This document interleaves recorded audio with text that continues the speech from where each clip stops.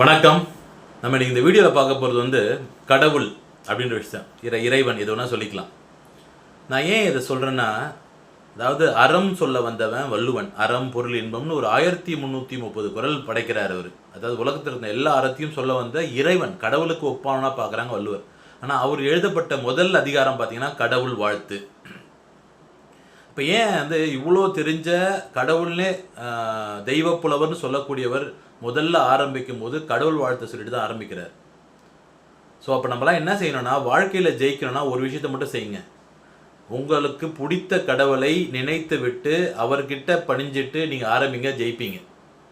அதாவது உடனே கடவுள்னு உடனே நான் வந்து இந்து மதத்தை சொல்கிறேன், கிறிஸ்துவத்தை சொல்லலை, இல்லை முஸ்லீம் சொல்லலை. ஏதாவது ஒரு இறைவனை உனக்கு பிடித்தவன். அதாவது பாரதி சொல்கிறான், தெய்வம் பல பல சொல்லி பகை தீயை வளர்ப்பவன் மூடன் உய்வதனைத்திலும் ஒன்றாம் எங்கும் ஓர் பொருளானது தெய்வம். அதாவது நிறைய தெய்வங்களுக்குன்னு சொல்லி போய் சொல்லி சண்டை போட்டுறோம் கிடையாதுடா. கடவுள்ன்றவன் ஒரு விஷயந்தான், ஒரு ஆள் தான் கடவுள். அது அவங்கவுங்க ஒரு பேர் வச்சுக்கிறாங்கன்னு சொல்கிறார்.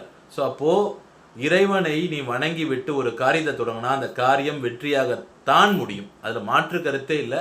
அதை நான் என்னோடய வாழ்க்கை அனுபவத்திலையுமே பார்த்துருக்கேன். அதை உங்ககிட்ட சொல்லணும்னு ஆசைப்பட்டேன். அதுதான் இங்கே சொல்கிறேன். நான் எந்த விஷயம் ஆரம்பித்தாலும் சரி, இந்துவாக இருக்கியா ஒரு புள்ளியா சொல்லி போட்டு ஆரம்பி, கிறிஸ்துவனாக இருக்கியா ஒரு இயேசு சிலுவையை போட்டு ஆரம்பி, நீ வந்து முஸ்லீமாக இருக்கியா அவரோட பிறை சந்திரனையோ அவர்கள் ஒரு நம்பர் போடுவாங்க அதை போட்டு ஆரம்பி. எதையாவது ஒன்று இறைவனுக்கு அர்ப்பணித்து விட்டு இறைவனை நினைத்து விட்டு ஆரம்பிச்சுன்னா அந்த காரியம் வெற்றி பெறும்.